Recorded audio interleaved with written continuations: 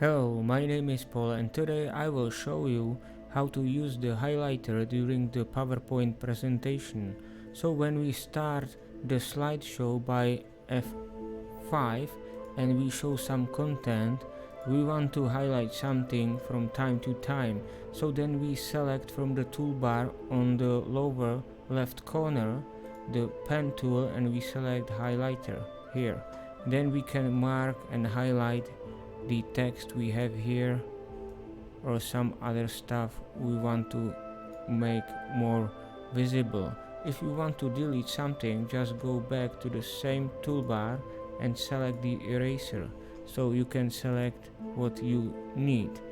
Then to move to other slide, you need to change the tool to arrow because the slide now is frozen.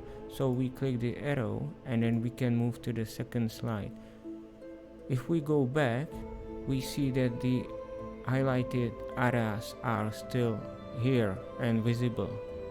So that's all for today. Thank you for watching and please subscribe to the YouTube channel and watch the other videos like about the wave-like theory and the gene software as well. Thank you very much and have a nice day.